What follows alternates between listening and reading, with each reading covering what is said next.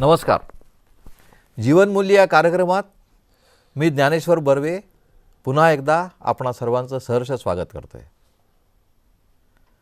मागच्या एपिसोडमध्ये मागच्या भागात आपण चहुवेदी जाणं साई शास्त्री कारणं 18 पुराण हरिसी गाती मंथुनी नवनीता तैसे घे अनंता वाया व्यर्थ कथा सांडी मार्गी. व्यर्थ काय आहेत, कथा काय आहेत आणि चहुवेद काय आहेत, साई शास्त्र काय आहेत, खूप सुंदर विवेचन आपल्याला करून दिलं डॉक्टर सचिन परब यांनी. आज काय सांगतायत ते बघूया आपण. नमस्कार डॉक्टर. नमस्कार. ओम शांती. वाया व्यर्थ कथा सांडी मार्गे. व्यर्थ कथा काय आहेत ते पाहिल्या, मॉरल ऑफ द स्टोरी काय आहे ते पाहिलं. आणि मला वाटतं मॉरल ऑफ द स्टोरी हा शब्द मला खूप आवडतो. त्याच्यात काय आहे, स्टोरीचं पण मॉरल समजतं आणि आपलं मॉरल पण बूस्ट होतं. दोन्ही मॉरल्स आहेत त्याच्यात. पण मी पुन्हा सांगतो, भरपूर ठिकाणी प्रवचनं होतात, तर जाणं होतं, तर लोक प्रवचन ऐकल्यावर फार मोटिवेट होतात आणि होतं वा किती छान किती छान, खूप बरं वाटलं, आम्ही आता रोज अभ्यास करणार. आणि मग त्याच ठिकाणी मी 3 ते 6 महिन्यानंतर किंवा 1 वर्षानंतर जातो आणि विचारतो काय मग कसं आहे आता. असं तर नाही हो, त्यावेळेला खूप बरं वाटलं, पण आमचं लाईफ तर असं आहे ना, हवा निघून गेली. हां, म्हणजे समाव कळतं आपल्याला की हे चुकीचं आहे.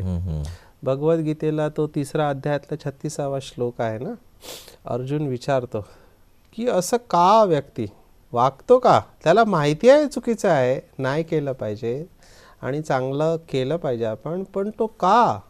आणि मग परमात्मा त्याचं उत्तर देतं, अथकेन प्रयुक्तयम पापम चरति पुरुषः. असं तो म्हणतो की बलादेव नियोजितः अनिच्छन्नपि, मना कोई जबरदस्ती माझ्याकडून ते करून घेत आहे. आणि मग परमात्म्याचं उत्तर आहे कामेश क्रोधेश रजगुण समुद्भवा. म्हणजे इच्छा आहेत आपल्याला, त्या इच्छा एवढ्या प्रबल असतात की माहिती आहे याचा एंड काय आहे, कुठपर्यंत जाणार आहे, पण दे आर पुश्ड. तुमच्यामध्ये विषयाचं चिंतन असेल, तो एवढा फोर्सफुल आहे, फोर्स कळतं चुकीचं आहे, पण ते कळणं जे म्हणतात ना, ते कळणं शक्ती नाही झालेलं आहे.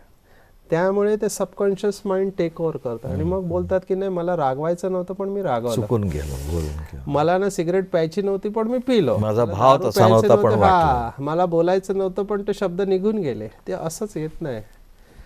जर भाव नसेल तर शब्द येणारच नाही तोंडातून. तुमचा भाव नसेल तर शब्द कसे काय येणार. भाव आहे म्हणून तर शब्द येतात ना. So you cannot say that. पण हे कठीण आहे, मी पुन्हा म्हणतो. पण कठीण आणि असंभव मध्ये फरक आहे. मला लोकही पण म्हणतात की तुम्हाला काय, तुम्ही बॅचलर आहात, तुम्हाला जास्त, आमच्या चारी बाजूला निगेटिव्हिटी. म्हणलं येस आय ॲग्री, मी नाही म्हणत नाही आहे. येस, चारी बाजूला निगेटिव्ह आहेत, लोक बदललेले आहेत, लोकांच्या व्हॅल्यू सिस्टीम बदललेल्या आहेत. पण पुन्हा ते चिमणीचं आपण उदाहरण डोळ्यासमोर ठेवूया. किंवा लौकिकमध्ये एक उदाहरण जे मला खूप आवडतं ते म्हणजे परमात्म्याने आम्हाला सांगितलं की जेव्हा एखाद्या ठिकाणी दुर्गंध असेल, घाण येत असेल, तर तिथे आपण काय करतो, अगरबत्ती लावतो. ते अगरबत्तीचं उदाहरण इतकं सुंदर आहे. अगरबत्ती कधीही कंप्लेंट करत नाही की एवढा दुर्गंध आहे, मी काय करू, कसं होईल माझ्याने. ती फक्त एवढ्या एका जळणाला होणार का सगळं. तिचं काम आहे फक्त सुगंध पसरवणं.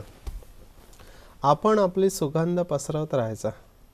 आपली जी विशेषता आहे ती आपण कामाला लावायची. एक मुलगा समुद्रकिनारी भरपूर असे मासे वाहून येत होते आणि किनाऱ्यावर येऊन असे ते तडफडत होते, भरपूर मासे येते. तो एक मुलगा तो एक मासा घ्यायचा, पुन्हा पाण्यामध्ये टाकायचा आहे ना, आणि परत दुसरा घ्यायचा, पुन्हा पाण्यामध्ये टाकायचा. तर एक व्यक्तीने त्याला बघितलं, तो म्हणलं तू काय करतोयस, असं किती जणांना तू वाचवू शकतो, हे तर पुन्हा येणार आहे ना. तर तो ऐकला, त्याने पुन्हा मासा घेतला टाकला आणि म्हणाला की ह्या माशाला मी टाकतोय ना त्याच्यासाठी हे फार महत्वाचं आहे. ठीक आहे ना, मी सगळ्यांना वाचू शकत, त्या माशाचं आयुष्य वाचवत. तर भरपूर वेळेला लोक फ्रस्ट्रेट होतात की मी एकटा काय करू शकतो. तर सुरुवात कोणत्याही नवीन चळवळीची, नवीन कार्याची एक व्यक्तीच सुरुवात करतो आणि मग कारवा जुडता चला गया. ठीक आहे ना. ब्रह्माकुमारीमध्ये आम्ही पाहिलं की ब्रह्मबाबा गृहस्थी होते, मुलं होती. ठीक आहे ना. आयुष्य 60 वर्ष. 60 वर्षाच्या वयामध्ये परमात्म्याने प्रवेश केला. आता बोलणारा बोलू शकला असं ना, 60 वर्ष आता मी म्हातारा झालेलो आहे, आता मी काय करणार, किती पुरुषार्थ करणार, शरीर म्हातारा झालेलं आहे, बिझनेस आहे, मुलं आहेत. नाही, परमात्माने प्रवेश केल्याबरोबर परिवर्तन. आणि 33 वर्ष पुरुषार्थ करून संपूर्ण कर्मातीत अवस्था प्राप्त केली, ज्यांना आम्ही ब्रह्मा बाबा म्हणतो, प्रजापिता ब्रह्मा म्हणतो. Is a classical example. म्हणजे ह्या वयामध्ये सुद्धा पुरुषार्थ करून तुम्ही जे त्याला जळी स्थळी काष्ठी पाषाणी किंवा स्थळाचं बंधन नाही, काळाचं बंधन नाही, वयाचं बंधन नाही, लिंगभेद नाही, धर्मभेद नाही, जातीभेद नाही. आमच्याकडे सगळी उदाहरणं आहेत. एक लहान मुलापासून मोठ्यांपर्यंत स्त्री पुरुष सगळ्यांनी पुरुषार्थ करून अवस्था प्राप्त केलेली आहे. आणि यू कॅन सी इट. म्हणजे तुम्ही स्वतः येऊन बघू शकता. उलट असं म्हणतात की जसं वय वाढत जातं संस्कार पक्के होत जातात, है ना. ते काढायला अवघड पडतं. लहानपणी तर तुम्ही मोल्ड करू शकता, पण मोठे झाल्यावर काय ते पक्के झालेले असतात, त्याला कडणं कठीण आहे. पण अशा अवस्थेत त्यांनी करून दाखवलं ना. आणि एकट्याने सुरुवात केलं, विचार नाही केला संसार काय म्हणेल, लोक काय म्हणतील. He started it. 8 जणी जुडल्या, 300 जणी, आणि आता लाखो विद्यार्थी याचा अभ्यास करतात. त्यावेळेला जर ब्रह्माबापांनी विचार केला असता की मी एकटा आहे, मी काय करू शकतो, माझ्याने होईल की नाही, नो, तुम्ही एकटे नाही आहात, सर्व शक्तिवान परमात्मा तुमच्या बरोबर. हा एक विचार घेऊन, आणि हाच विचार आपल्याला 3ऱ्या श्लोकामध्ये माऊली सांगते. माऊली म्हणते, खूप सुंदर शब्द आहे हा. एक हरी आत्मा जीव शिव समा, वाया तू दुर्गमा न घाली मन. एक हरी आत्मा, हरी एकच आहे. एक शब्द आहे. हा एक शब्द फार पॉवरफुल आहे. भगवद्गीता 18व्या अध्याय 66वा श्लोक की माम एकम शरणम व्रज. परमात्म्याचं काय वाक्य आहे? सर्व धर्मांना परित्यज माम एकम, दुजा न कोई. हा, दुजा न कोई, माम एकम मन मुझ एक, फक्त मला एकट्याला. आणि इथे माऊली म्हणते एक हरी आत्मा. हरी एकच आहे, अनेक नाही आहे. तर इथे स्पष्टपणे शब्द आलेला आहे, अनेकतावाद नाही, एकच आहे परमात्मा. ठीक आहे, गॉड इज वन. हा, गॉड इज वन, परमात्मा एक आहे. आणि एक हरी तो पण कसा आहे, तर तो आत्मा आहे. आपण पण आत्मा आहोत, तो पण आत्मा आहे. मग फरक काय, तर तो परमात्मा आहे. आत्म्यामध्ये तो परम आहे. अच्छा. तर त्याचा अर्थ जो आम्हाला परमात्म्याने सांगितला आहे की परमात्मा, जसं आपण शांत स्वरूप आहोत, पण परमात्मा परम असल्यामुळे शांतीचा सागर आहे. आपण प्रेम स्वरूप आहोत, तो प्रेमाचा सागर आहे. जे गीत आहे ना, तू प्यार का सागर तेरी एक बूंद के प्यासे, त्याची एक बूंद जरी मिळाले तरी आपण तृप्त होऊ शकतो. पण तो कसा असला पाहिजे तुम्ही कल्पना करा. आणि त्याची ती अवस्था एका गीतामध्ये वर्णन आहे की जैसे पानी के प्यासे को किसी ने तकदीर ने जी भर के अमृत पिलाया, ती अवस्था आहे. म्हणजे मला तहान लागलेली, पाणी मिळालं आणि पाण्याच्या जागी मला अमृत मिळाल्यावर काय अवस्था होईल. म्हणजे हे तो परमात्माला आपण श्री हरी किंवा हरी जे म्हटलं किंवा परमात्मा म्हटला तर त्याला आपण निराकार समजतो, बिंदू समजतो, पॉइंट समजतो, आणि त्याला सिंधू पण म्हणतात. हा, तो बिंदूमध्ये सिंधू आहे. सायन्स पण आता म्हणतं की जेवढी सूक्ष्म आहे तेवढी ती शक्तिशाली असते. फॉर एक्झाम्पल, आता आपण जे बॉम्ब्स बघतो, एका पेनमध्ये एवढा बॉम्ब असतो की पूर्ण सिटीला, त्याच्यामध्ये एवढी ऊर्जा कुठून आली. अणूच एवढा छोटा आहे आणि त्याचं विभाजन केल्यावर त्याचा स्फोट होतो. किती फिशन रिॲक्शन, आम्ही भौतिकशास्त्रामध्ये त्याला फिशन रिॲक्शन म्हणतो, एकापासून एक असे. तर त्या अणूमध्ये एवढी ऊर्जा आहे, तर मग परमात्म्यामध्ये का असू नये. ठीक आहे ना. तर ती शक्ती आहे आणि तो सर्व शक्ती, आणि हा हरी आत्मा आहे. आणि जेव्हा आपण त्याला ह्या आत्मिक रूपामध्ये आठवतो, आणि आम्हाला परमात्म्याने सांगितलं की स्वतःला आत्मा निश्चय करून जेव्हा तुम्ही परमात्म्याला निराकार ज्योती स्वरूप आत्मिक अवस्थामध्ये आठवता, तेव्हा जीव शिव समान. हे दोन्ही एकाच लेवलला यायला पाहिजे. हा, आत्मा पण आणि परमात्मा पण. तो आत्मा आहे, मी पण आत्मा आहे. तो परमात्मा आहे, मी साधा सिंपल आत्मा आहे. हा, पण त्याचा इफेक्ट असा होतो की जसं आपण म्हणतो ना, एखादा व्यक्ती प्राईम मिनिस्टर बरोबर राहिला तर प्राईम मिनिस्टरचे जे काय त्याला आहे ते सगळे त्याला पण लागू पडतात ना. तशाच प्रकारे आणि रिलेशन्स, मेन रिलेशन म्हणजे मुलगा म्हणून मी वापरला जातो त्याचा. तर जेव्हा माझा त्याच्याशी असा संबंध जोडला जातो, ज्याला भगवद्गीतेमध्ये शब्द जो वापरलेला आहे, अनन्यश्चिंतयन्तो माय जना पर्युपासते तेषाम नित्याभियुक्ताम योगक्षेम वाहाम्यम. 9व्या अध्यायात 22वा श्लोक जो आहे, अनन्य भाव, ज्या आत्म्याचा अन्य कोई नाही, किंवा ज्याला मीराने म्हटलेलं आहे की मेरे तो गिरिधर गोपाल दुसरा न कोई, सगळे संबंध त्या एक परमात्म्याशी आहेत. जेव्हा अशी अवस्था येते तेव्हा जीव म्हणजे हे शरीर आणि याच्यामध्ये असणारी आत्मा शिवासारखी होते. मला हा जो शिव शब्द आहे ते फार आवडतो. हा दुसरा अभंग आहे, दुसरा 8 आणि 4 मध्ये 3 ठिकाणी शिव हा शब्द वापरलेला आहे. आणि मी मुद्दामून याच्यावर म्हणेन की कुठेही, कारण आपण जीव आणि शिवाची जोडी म्हणतो, जीवा शिवाची बैल जोडी हा, किंवा जीव शिवाशी मिलन पावणे असं म्हणतात. कुठेही चुकूनही जीव शंकराची जोडी हा शब्द नाही आलेला आहे. हे फार का मी म्हणतो, कारण शिव आणि शंकरला आपण एक मानतो, शिव आणि शंकर एक नाही आहेत. आणि मला इथे माऊलीचा हा जो शिव शब्द आहे फार आवडला, कारण माऊलीने 3 अभंगामध्ये शिव हा शब्द वापरलेला आहे आणि कुठेही माऊलीने शंकर हा शब्द वापरलेला नाही. हा मला कायम गंमत वाटते आता जे तुम्ही सांगितलं शंकर, कारण शिव मंदिरात जेव्हा जातो, मी आत्तापर्यंत जेवढी मंदिरं पाहिली, एकाही मंदिरात मी शंकराची मूर्ती नाही पाहिली. शिवाचं लिंग पाहिलं, पण म्हणताना म्हणतात शंकराच्या देवळात. आणि शंकर हा कायम ध्यानस्थ दाखवला. आणि माझ्या मनात विचार येतो की शंकर जर का परमेश्वर असतील तर ते ध्यान कोणाचं करतात. तर इथे आपल्याला 2 गोष्टी दिसत आहेत. आपण पुन्हा पुन्हा बघतोय की परमात्मा कोण असला पाहिजे, जे साकार रूप आहे काय, त्याचं साकार रूप आहे की तो निराकार आहे.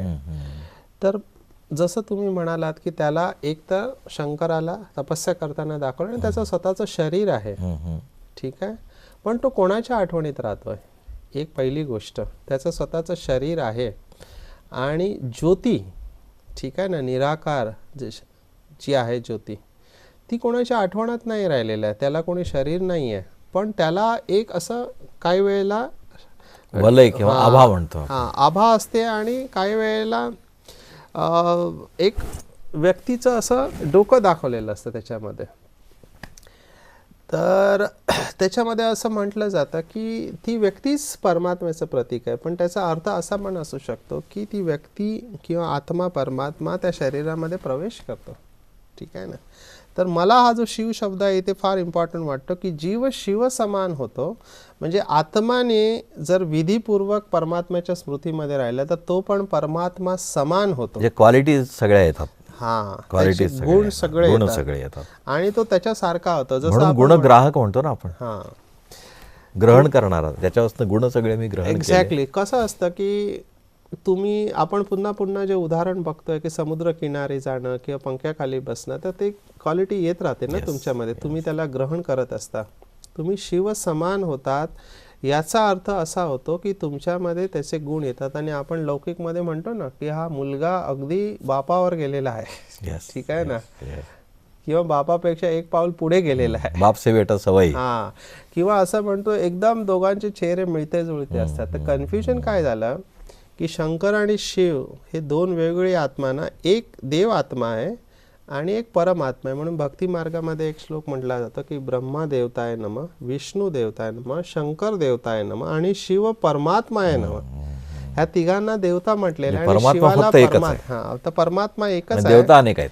पण याच्यात कन्फ्युजन काय झालं की जसं आपण पाहिलं की मुलगा जेव्हा मोठा होतो तेव्हा तो, काही मुलं अशी असतात ती वडिलांच्या चेहऱ्यावर जातो त्यांचा चेहरा, तो बोलतो अरे हा एकदम वडिलांसारखा आहे, त्यामुळे वडील आहे की हाच आहे कळत नाही मोठा. तर इथे शंकर, मला जे असं वाटतं की शंकर कोणाचं प्रतीक आहे, तर अशरीरी आत्मा जेव्हा तपस्या करताना, का शंकराला नेहमी तपस्या करताना दाखवलं. आणि विशेष आणखीन शंकराला दाखवलं की त्याला इथे 3रा नेत्र दाखवलेला आहे. हे पण फार सिम्बॉलिक आहे. आपल्याला सगळ्यांना माहिती आहे, जर एखादा मुलगा इथे असं डोळा असताना 3रा डोळा दाखवला तर आपण किती घाबरतो.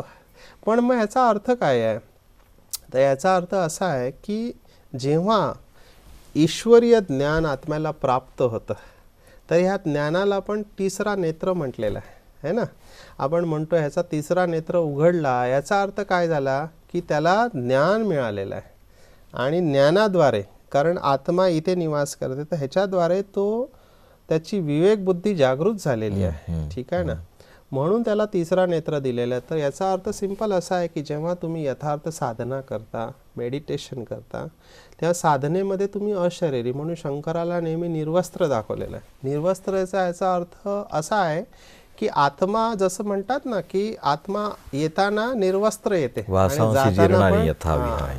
वासांशी जीर्णाने. वस्त्राची उपमा दिली. हा, तर आत्मा ही बॉडीलेसच आहे ना, आत्म्याला तर शरीर नाही आहे ना.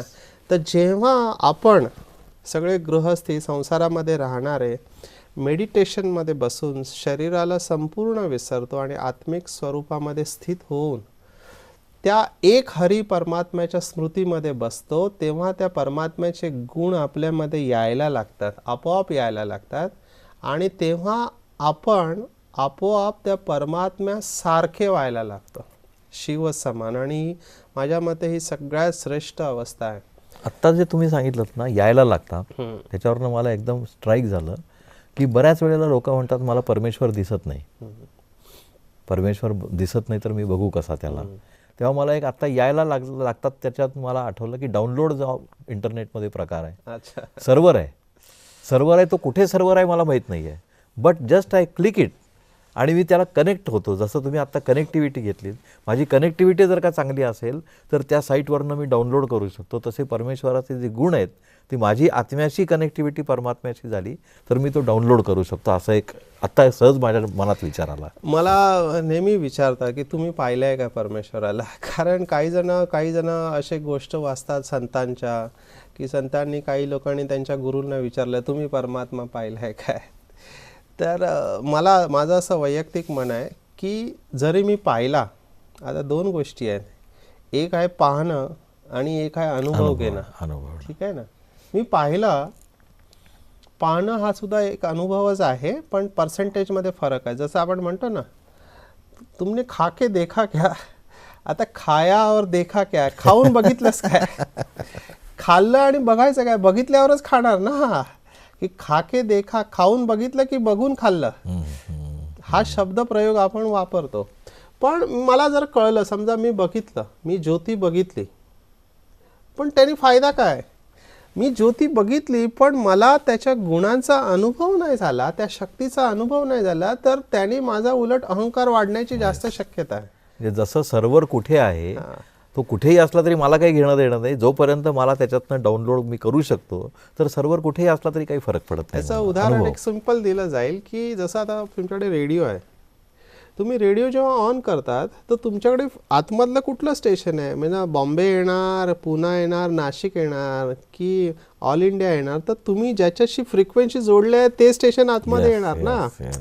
तर तुमची फ्रिक्वेन्सी कुठे जोडलेली आहे, तुमचं मन आणि बुद्धी कुठे आहे, ती फ्रिक्वेन्सी आतमध्ये येणार. ते कार्यक्रम सगळे येणार आपले, ते सगळे कार्यक्रम तुमच्याकडे येणार ऑटोमॅटिकली. तुम्ही फक्त त्या फ्रिक्वेन्सीमध्ये राहा. कार्यक्रम फिक्स आहे, परमात्म्याचा कार्यक्रम फिक्स आहे. तुम्हाला शांती, प्रेम, आनंद, सुख, पवित्रता येणार, पण त्या फ्रिक्वेन्सीमध्ये तुम्हाला त्या स्टेशनपर्यंत जावं लागतं ना, त्या फ्रिक्वेन्सीपर्यंत लायक बनावं लागतं, तेव्हा ती फ्रिक्वेन्सी डाउनलोड होते तुमच्यामध्ये.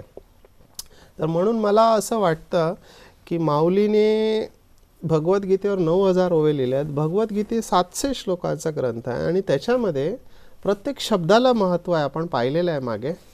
तर भगवद्गीतेमध्ये एक्झॅक्टली 18 अध्याय आहेत. त्या 18 अध्यायामध्ये 9व्या अध्यायात 34वा श्लोक आणि 18व्या अध्यायामध्ये 65वा श्लोक. या दोन्ही श्लोकामध्ये एक शब्द पुन्हा पुन्हा आलाय, मन मनाभव. मन मनाभव मद्भक्तो मध्याची मान नमस्कारो. मना परमात्मा म्हणतात की मन माझ्यामध्ये लाव. ही जी विधी सांगितली आहे ना, मन जेव्हा तिथे लागतं तेव्हा ती फाईल ऑटोमॅटिकली डाउनलोड व्हायला लागते. आमचं एक गीत आहे की जहाँ हमारा मन होगा वहाँ हमारा तन होगा. ठीक आहे, ऑटोमॅटिकली ती फ्रिक्वेन्सी यायला लागते. तुम्हाला फक्त एवढंच करायचं की मन त्याच्यामध्ये लावायचं. सुरुवातीला काय असतं, डिस्टर्बन्स भरपूर असतात आणि म्हणून ते मागचा श्लोक आहे, वाया व्यर्थ कथा. व्यर्थ कथा हा डिस्टर्बन्स तुम्ही कट केला की तुमचं नेटवर्क क्लीन असतं आणि डाउनलोड चालू होते. दुर्गम मार्गाला जाऊ नका तुम्ही. दुर्गम किंवा अतिशय अवघड मार्गाने जाऊ नका. सगळ्यात सोपा मार्ग दिल से कहो मेरा बाबा. हृदयापासून तुम्ही परमात्म्याला बोला की परमात्मा तुम जो हो जैसे हो मैं तुम्हारा हो. मी जो आहे जसा आहे मी तुमचा आहे बस, आणि तू माझा आहेस. मला आणखी मैं तेरा तू मेरा. मैं तेरा तू मेरा बस. तुम मेरे दिल में रहते हो, मैं तुम्हारे दिल में रहता. That's all. The story ends here. जीव शिवा समा, तेव्हा तुम्ही शिव समान होऊ शकता. शिव आणि जीव हे पण खूप सुंदर सांगितलं की जीव जो आहे आतापर्यंत आपण म्हणतो जीवाची बाजी लावली, मी जीवाचं कल्याण केलं, जीवाचं हे केलं. जोपर्यंत त्या शरीरात आत्मा आहे तोपर्यंत जीव आहे. आणि एखाद्यानं म्हणतो जीव द्यायला तयार आहे, जीव द्यायला तयार आहे म्हणजे शरीरातून आत्मा बाहेर पडला की तो जीव आणि शिव. आणि जेव्हा तो शिवासारखा होईल म्हणजे शिव समान होईल, बाप समान, ही जी स्थिती आपण जी म्हणतो ती स्थिती या जीव शिव सममध्ये येईल. मला फार सोपं, तुम्ही आता जो बाप समान शब्द वापरला, वडील केव्हा म्हणतात की बस आता मी चिंतामुक्त झालो, कारण माझा मुलगा जबाबदारी घ्यायला तयार आहे, खांद्याशी आला. खांद्याशी आलाय आणि त्यांनी आपल्याला तयार केलं, त्यामुळे मी आता निश्चिंत आहे, मला कशाची चिंता नाही आहे. ठीक आहे ना. अशाच प्रकारे परमात्मा या सृष्टीचं रक्षण करण्यासाठी अशा आत्म्यांना तयार करत असतो.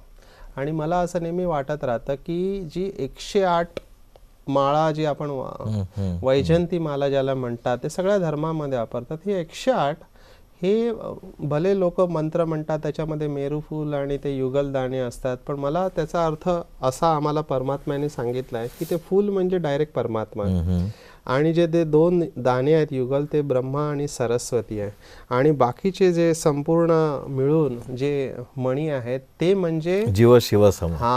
ते असे आत्मे आहेत त्यांनी परमात्म्याला आपला संसार बनवलेला आहे. Very good. आणि जेव्हा ते परमात्म्याला आपला संसार बनवतात तेव्हा बाप परमात्मा म्हणतो आता मी निश्चिंत आहे, या पृथ्वीचं कल्याण होणार आहे. वा वा वा. आणि ती 108 आत्मा या पूर्ण पृथ्वीला सांभाळणारे आहेत. आणि मला असं वाटतं की आता ती अशी वेळ आहे ज्या वेळेला धर्मग्लानीचा समय आहे, चारी बाजूला आपण बघतो काय, आणि तिथे परमात्मा या 108 आत्म्यांना तयार करतायत. आणि आता ती वेळ अशी आलेली आहे, मला असं वाटतं की परमात्मा आता म्हणणार आता मी रिटायर होतो, माझं काम झालेलं आहे, तुम्ही सांभाळा या पृथ्वीला. आतापर्यंत खूप चांगला एपिसोड आपण चाललेला आहे, प्रवास चाललेला आहे. असाच प्रवास आपण पुढे चालू ठेवूया. आमच्या संकेतस्थळाबद्दल आपल्याला माहिती आहे, www.bkmarathi.com या संकेतस्थळाला भेट द्या आणि आपल्या प्रतिक्रिया कळवत राहा. तशाच कळवत राहा. पुन्हा भेटूया पुढील भागात. तोपर्यंत नमस्कार. ईश्वर निर्मित या सुंदर जगात जगण्याचे कसब ज्याला गवसले तो खरा भाग्यवान. या जगात त्यापेक्षा आणखीन श्रेष्ठ प्राप्ती नसावी आणि ही प्राप्ती आपणाला व्हावी हेच आमचे ध्येय. अत्याधुनिक जगाच्या उंबरठ्यावर श्रेष्ठ संस्कृतीच्या भक्कम पायाची गरज आहे. विश्वास हा भारतीय संस्कृतीचा पाया आहे. चमत्कार मंत्रतंत्र अशा मोजमापात ईश्वराला न तोलता त्याची खरी ओळख असणे आवश्यक आहे. जगण्याची कला म्हणजे काय, स्वतःची खरी ओळख काय, हे जाणून घेण्यासाठी संपर्क करा आमच्या स्थानीय ब्रह्मकुमारी विद्यालयाशी किंवा संपर्क करा या नंबरवर 9422859497. आमचा पत्ता आहे ब्रह्माकुमारी विद्यालय, भानापेठ वाड, कस्तुरबा रोड, चंद्रपूर 442402. आणि आमचा ईमेल bkmarathi@gmail.com किंवा भेट द्या www.bkmarathi.com या संकेतस्थळावर. जीवनमूल्य व्याख्यान आणि मेडिटेशन गीतांची DVD MP3 उपलब्ध आहे. आमचे मुख्यालय आहे माउंट आबू, राजस्थान.